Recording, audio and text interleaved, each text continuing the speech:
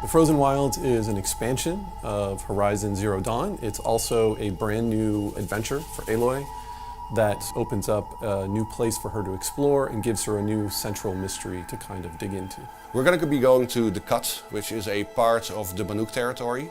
The Banuk live in an area called Banur, and it's actually set in a northern part. It's very icy, very cold, and a very hostile environment. You're going to be going into a region that has been settled by the Banuk. It's not actually their homeland. This is not a place where you're going to find big cities or settlements. You're going to find these kind of scrappy outposts, places where people are trying to find a footing and hold on.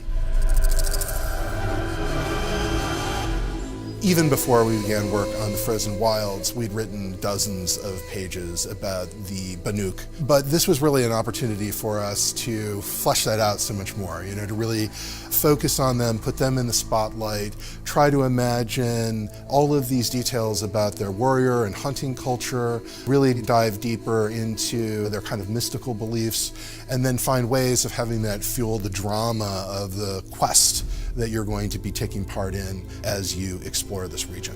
One of the processes that we use to design our tribes is a process that we call intrinsic ideation. And it's a process where we first of all look at where this thing has come from. Everything has to come from the world.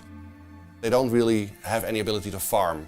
So all of their survival is based on hunting. You have to be nomadic, you have to be on the move.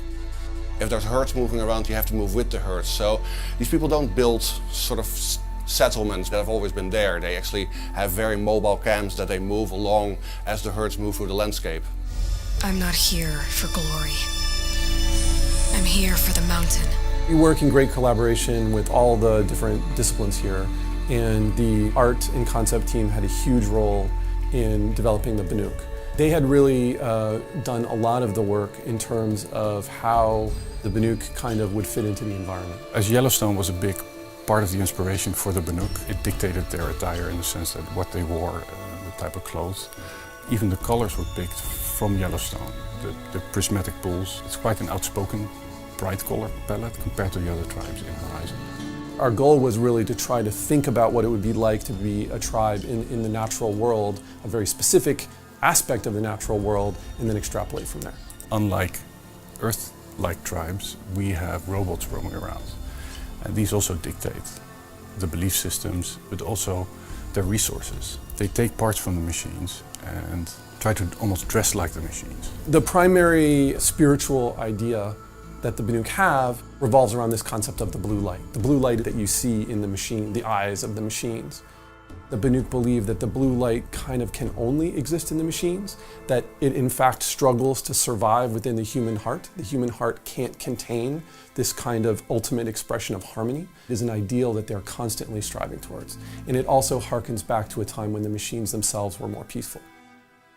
We have people here who take a very grounded approach. They really try to think about things in terms of function and what's the truth of the idea rather than just what would look cool. We have a very tight relationship with the writing team. An idea for a tribe can come from both art direction or concept artist or a designer or a writer. But usually then we go into the ideation process about really thinking how this tribe could have developed. And then we use short stories that the writing team writes, or we use concept art paints that an artist has made and really develop it and look at it from every different angle. And it's really one of the most rewarding aspects of working on Horizon, to really come to these really lush and exotic tribes that we can develop.